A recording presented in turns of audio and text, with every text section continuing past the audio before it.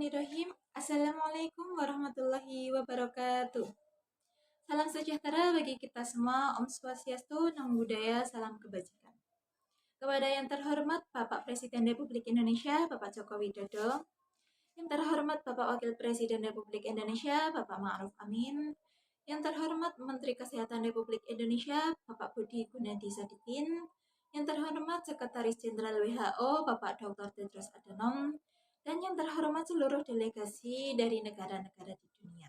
Puji syukur kehadirat Tuhan Yang Maha Esa atas limpahan rahmat dan karunia-Nya, kita semua masih diberi kesempatan dan kesehatan untuk berkumpul pada pagi hari ini.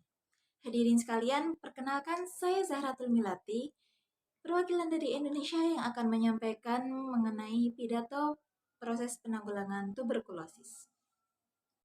Tuberkulosis merupakan masalah kesehatan global yang menjadi salah satu dari 10 penyebab kematian di dunia setelah HIV/AIDS. Pada tahun 2018, diperkirakan 10 juta orang dengan insidensi tuberkulosis dan 1,5 juta kematian terkait tuberkulosis terjadi di seluruh dunia. Indonesia menempati ranking kedua setelah India, yang mana jumlah penderita terduga tuberkulosis di Indonesia pada tahun 2019 sebanyak 3.414.150 kasus. Tantangan yang saat ini Indonesia hadapi dalam penanggulangan tuberkulosis antara lain yang pertama, meningkatnya kasus tuberkulosis yang terjadi di antara orang dengan infeksi HIV. Yang kedua, kasus tuberkulosis multi-drug resistance. Yang ketiga, manajemen dan kesinambungan pembiayaan program pengendalian tuberkulosis. Adapun tindakan penanggulangan yang kami lakukan dalam menekan angka kejadian tuberkulosis yang tertuang dalam Peraturan Presiden 67 tahun 2021. Antara lain yang pertama, promosi kesehatan dalam rangka meningkatkan pengetahuan, kesadaran, dan perubahan perilaku masyarakat mengenai tuberkulosis.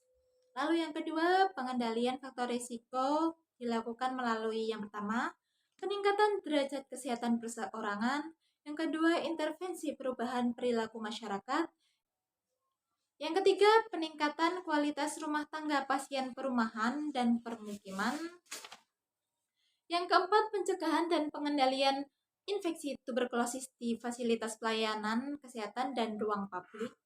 Lalu upaya yang ketiga yang kami lakukan adalah penemuan dan pengobatan dilakukan melalui yang pertama, optimalisasi upaya penemuan kasus tuberkulosis secara pasif intensif berbasis fasilitas pelayanan kesehatan dan secara aktif berbasis institusi dan komunitas. Yang kedua, pengobatan sesuai standar dengan konsep pengobatan yang berpihak pada pasien. Yang ketiga, penyediaan sarana diagnostik yang sensitif dan spesifik untuk penyakit tuberkulosis oleh pemerintah pusat dan pemerintah daerah yang dapat diakses oleh seluruh masyarakat.